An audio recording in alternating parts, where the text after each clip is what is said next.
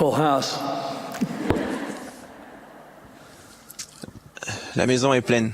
My dear sisters, Mes chères sœurs, we feel this evening l'esprit que nous ressentons ce soir est le reflet de votre force, de votre dévouement and your goodness. et de votre bonté. To quote the Master, Pour citer le Maître, are the salt of the earth, vous êtes le sel de la are terre, the light vous êtes of the world. la lumière du monde. As I've contemplated my opportunity to address, Quand je réfléchissais I've been reminded of à l'occasion que j'aurais de vous parler, il m'est venu à l'esprit l'amour que ma chère femme Frances avait pour la société de secours. Toute sa vie, elle a œuvré à de nombreux postes dans la société de secours. Quand elle et moi n'avions tous les deux que 31 ans, j'ai été appelé comme président de la mission canadienne. Pendant les 3 ans qu'a duré cette responsabilité, Frances a présidé toutes les sociétés de secours de cette vaste région qui comprenait les provinces de l'Ontario et du Québec. some of her closest friendships came Elle a rencontré des sœurs qui sont devenues ses plus proches amies lorsqu'elle s'acquittait de cette tâche, ainsi que dans les nombreux appels qu'elle a ensuite remplis dans la société de secours de notre paroisse. her and welcomed her as a faithful daughter of our Heavenly Father. Elle était une fille fidèle de notre Père Céleste, mon épouse bien-aimée et ma plus chère amie. Words can express. Les mots me manquent pour dire combien elle me manque. I testify Moi aussi, j'aime la société de secours. organized by inspiration Je vous témoigne qu'elle a été organisée par inspiration of the Lord's church. et qu'elle constitue une partie essentielle de l'Église du Seigneur ici-bas. It's impossible to calculate all Il serait impossible de calculer from this organization. tout le bien qui a découlé de cette organisation et toutes les vies qui en ont bénéficié. Because of it. Relief Society is made up of a variety of La société de secours est composée de femmes dans diverses situations. who are single, Certaines d'entre vous sont célibataires, peut-être étudiantes ou actives professionnellement, et cependant se forgent une vie pleine et riche. still others that Certaines d'entre vous sont des mères occupées, because of divorce, avec des enfants qui grandissent. D'autres encore ont perdu leur mari en raison d'un divorce ou d'un décès et ont des difficultés à élever leurs enfants sans l'aide d'un mari et d'un père. Certaines d'entre vous ont élevé leurs enfants mais se rendent compte qu'ils ont toujours besoin de leur aide. there are many of you who have aging parents. Beaucoup d'entre vous The loving care ont des parents qui vieillissent you can give. et qui ont besoin des soins aimants qu'elles seules peuvent donner. There are times when all of us Où que nous en soyons dans la vie, can struggle. il y a des moments où nous avons tous des difficultés. Each. Bien qu'elles soient différentes pour chacun, nous en avons tous. Many of the challenges we face Un grand nombre des difficultés que nous affrontons existent created by all men. parce que nous vivons dans ce monde mortel, Times we peuplé de toutes sortes de personnes. how can I keep my Par moments, nous demandons, désespérés, comment est-ce que je peux garder les yeux fermement fixés sur le céleste alors que je parcours ce monde céleste? Il y aura des moments when you will walk a path où vous marcherez sur un sentier parsemé d'épines et caractérisé par la lutte. Il y aura peut-être des fois où vous vous sentirez éloigné, voire isolé du dispensateur de tout bon don. walk alone. Vous vous inquiétez de marcher seul. Places faith. La peur remplace la foi. Self in such circumstances. Quand vous vous trouvez dans une telle situation, je vous supplie de vous souvenir de la prière. I love the words of President J'aime les paroles d'Ezra Taft Benson concernant la prière. all Toute ma vie, the counsel to depend j'ai apprécié plus que tout autre conseil reçu any other advice I have celui de m'appuyer sur la prière. become an integral part of me. An anchor Elle est devenue une partie de moi-même, of strength une encre, une source constante de force et la base de ma connaissance des choses divines. prayer. We can Même s'il y a des revers, reassurance nous pouvons trouver de l'assurance dans la prière, to the soul. car Dieu apportera la paix à l'âme. Peace. Cette paix, Spirit of serenity. cet esprit de sérénité, Life's greatest. est la plus grande bénédiction de la vie. Fin de citation. L'apôtre Paul a lancé l'exhortation suivante. Faites connaître vos besoins à Dieu, et la paix de Dieu, qui surpasse toute intelligence, gardera vos cœurs et vos pensées en Jésus-Christ. Quelle magnifique promesse! La paix est ce que nous recherchons, ce que nous désirons ardemment. Nous ne sommes pas placés sur cette terre pour marcher seuls. Quelle formidable source de pouvoir, de force et de réconfort disponible à chacun de nous. Celui qui nous connaît mieux que nous-mêmes, qui a une vue d'ensemble et qui connaît la fin depuis le commencement, nous a assuré qu'il sera là pour nous apporter de l'aide pourvu que nous la demandions.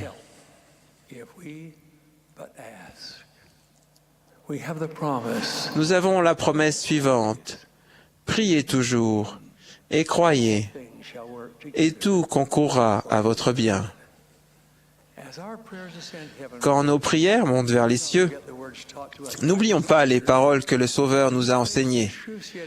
Quand il a subi les atroces souffrances de Gethsémane et de la croix, il a adressé cette prière au Père. Que ma volonté ne se fasse pas, mais la tienne. Fin de citation. Aussi difficile que cela puisse être parfois, nous devons, nous aussi, avoir la confiance que notre Père Céleste sait mieux comment, quand et de quelle manière apporter l'aide que nous recherchons. J'aime ces paroles du poète, je cite, « Je ne sais comment, c'est un grand mystère, mais je sais que Dieu répond aux prières. » Je sais qu'il s'est fermement engagé à, tôt ou tard, toujours les exaucer.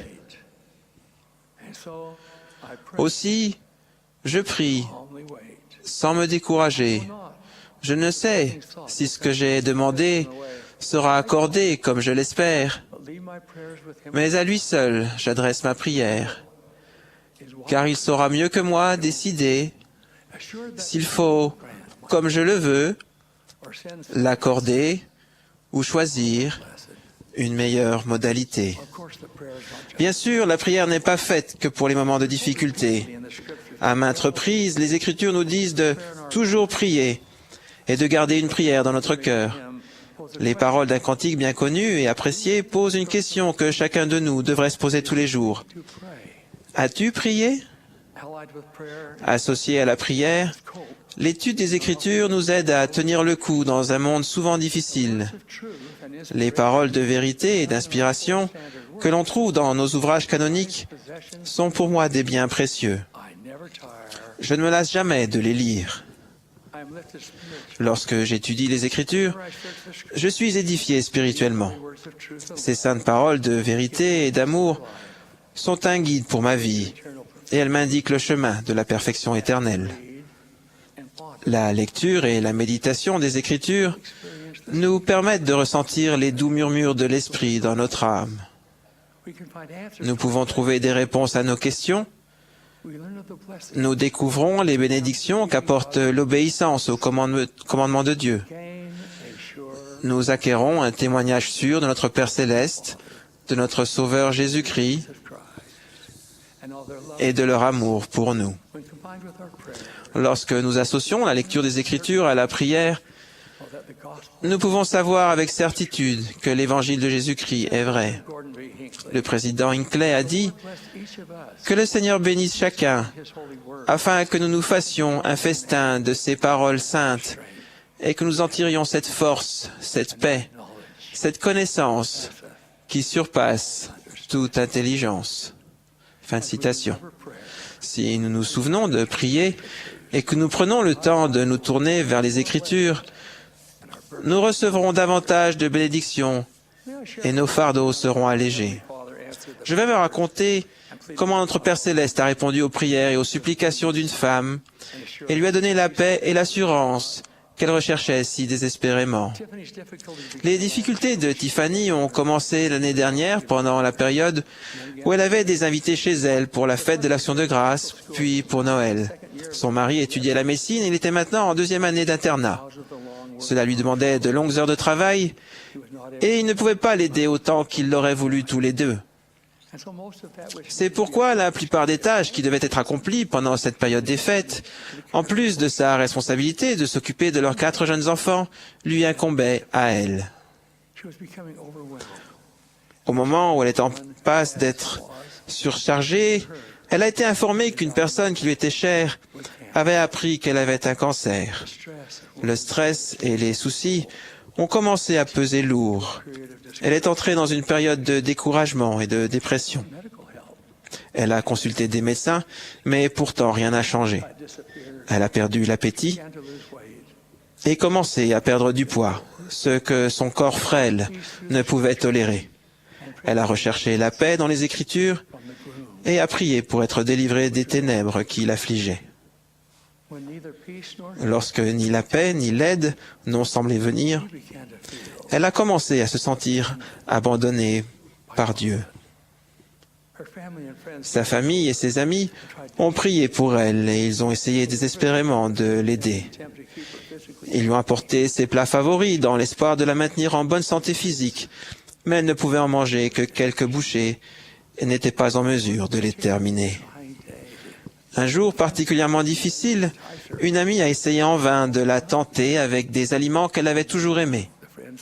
Devant son absence de réaction, l'amie a déclaré « Il doit bien y avoir quelque chose qui te plairait ». Tiffany a réfléchi un moment, puis a dit « La seule chose à laquelle je puisse penser et qui me semble bon, c'est un pain fait maison. » Mais il n'y en avait pas à portée de main.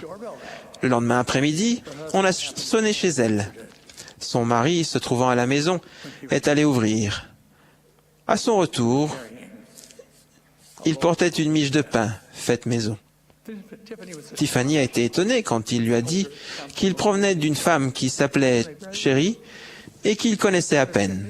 C'était une amie de Nicole, la sœur de Tiffany, et elle habitait à Denver, au Colorado. Quelques mois plus tôt, Sherry avait été présentée brièvement à Tiffany et à son mari, lorsque Nicole et sa famille avaient passé la fête de l'Action de grâce chez Tiffany. Sherry, qui habitait Omaha, était venue chez Tiffany pour rendre visite à Nicole. Maintenant, quelques mois plus tard, un pain délicieux à la main, Tiffany a appelé sa sœur Nicole pour la remercier d'avoir envoyé Sherry accomplir un acte de miséricorde. Elle a appris qu'en fait Nicole n'était pas à l'origine de la visite et n'était pas au courant. Le reste de l'histoire a été révélé lorsque Nicole a demandé à son ami Sherry ce qui l'avait poussé à apporter cette miche de pain. Ce qu'elle a appris a été une source d'inspiration pour elle, pour Tiffany, pour Sherry, et une source d'inspiration pour moi. Le matin où le pain a été livré, Sherry avait été poussée à préparer 2 miches de pain au lieu de la seule qu'elle avait prévu de faire. Elle a raconté qu'elle s'était sentie inspirée à mettre la 2e miche de pain dans sa voiture ce jour-là, bien qu'elle ne sache pas pourquoi. Après le déjeuner, chez une amie, sa fille de 1 an a commencé à pleurer car elle avait besoin de rentrer pour faire une sieste. Sherry hésitait lorsqu'elle a eu le sentiment incontestable qu'elle devait apporter cette miche supplémentaire à Tiffany, la sœur de Nicole, qui habitait à 30 minutes de là, à l'autre bout de la ville et qu'elle connaissait à peine. Elle a essayé de se trouver des excuses car elle désirait ramener sa fille très fatiguée chez elle et elle était gênée d'apporter une miche de pain à des gens qu'elle connaissait à peine. Cependant, le sentiment de se rendre chez Tiffany était si fort qu'elle a décidé d'en tenir compte.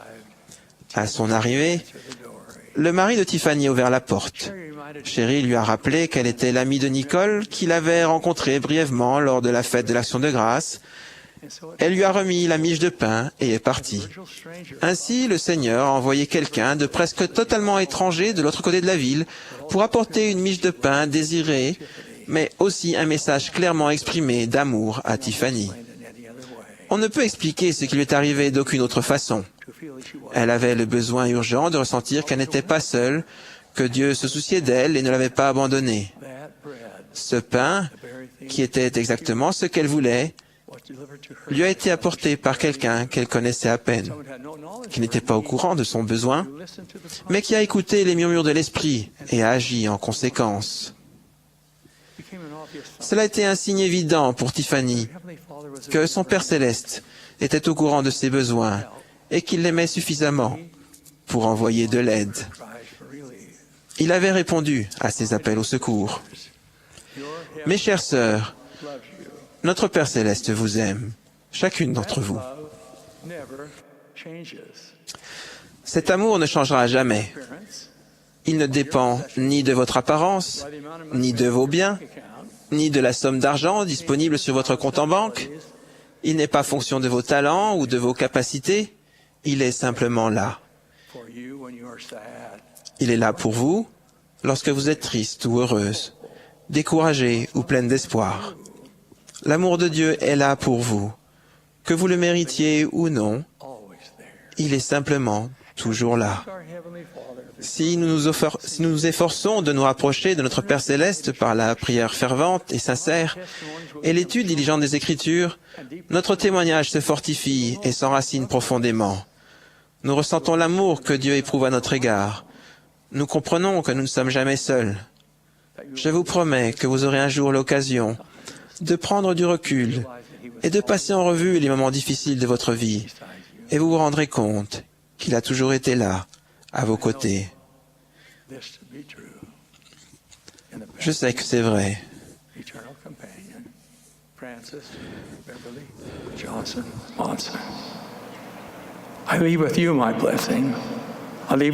Comme l'a été mon épouse Frances Monson. Je vous quitte en vous assurant de mon amour. Je vous quitte en vous donnant ma bénédiction.